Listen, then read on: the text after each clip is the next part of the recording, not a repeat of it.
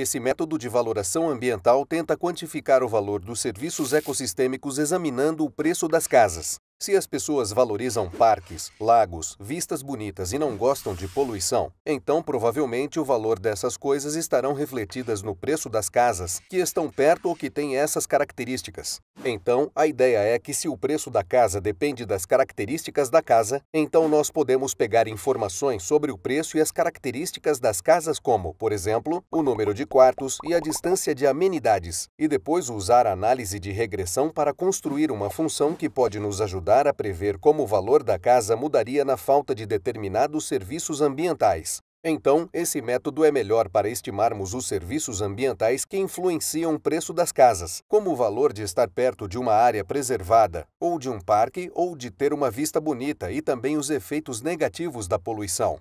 Esse método é legal, pois observa diretamente o comportamento das pessoas. O preço das casas são comparáveis, eficientes e as informações são confiáveis e estão, em geral, disponíveis. Deveria ser relativamente fácil obter essa informação, apesar de que, para fazer a análise dos dados um pouco mais de conhecimento técnico é necessário. Nós teríamos de tomar um pouco de cuidado. A relação entre a qualidade ambiental e o valor da propriedade pode não ser linear. Além disso, o método só leva em consideração a disposição das pessoas a pagarem por diferenças percebidas nos atributos da casa. Então, por exemplo, se as pessoas não sabem que a poluição do ar é ruim para a saúde ou que aquela propriedade está sob risco de poluição ambiental, os serviços ambientais podem não influenciar o preço das casas. Um grupo de pesquisadores do Centro de Estudos e Pesquisa da Ásia e do Pacífico da Universidade Nacional da Austrália estudou a relação entre o meio ambiente e o preço das casas, considerando a poluição do ar. Eles encontraram que os formuladores de política pública frequentemente encontravam desculpas para explicar o porquê que eles não consideravam a questão da poluição atmosférica nos países em desenvolvimento, algumas vezes sugerindo que as pessoas simplesmente não se importavam.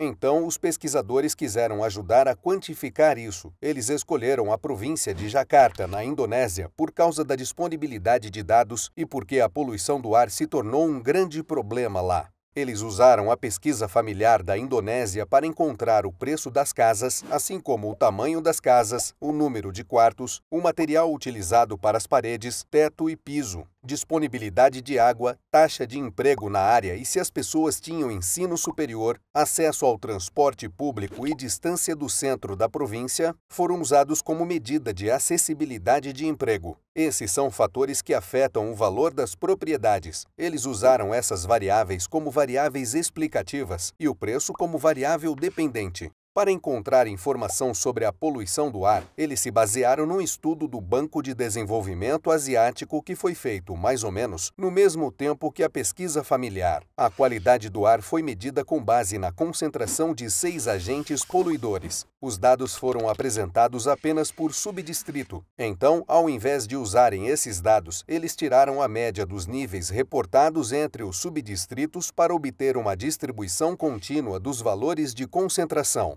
No final, eles encontraram que 5 dos 6 agentes poluidores se correlacionam negativamente com os preços das casas, sugerindo que as pessoas se importam com a poluição atmosférica, mesmo se eles não forem muito ricos, o que não deve vir como surpresa. Eles também podem quantificar isso. Por exemplo, eles encontram que cada micrograma de dióxido de enxofre por metro cúbico tinha um impacto negativo no preço das casas de $28 de 1997. Esse é o último método de valoração que vamos estudar aqui. Os próximos métodos serão baseados nas preferências, onde, através de pesquisas, nós podemos valorar os serviços ecossistêmicos.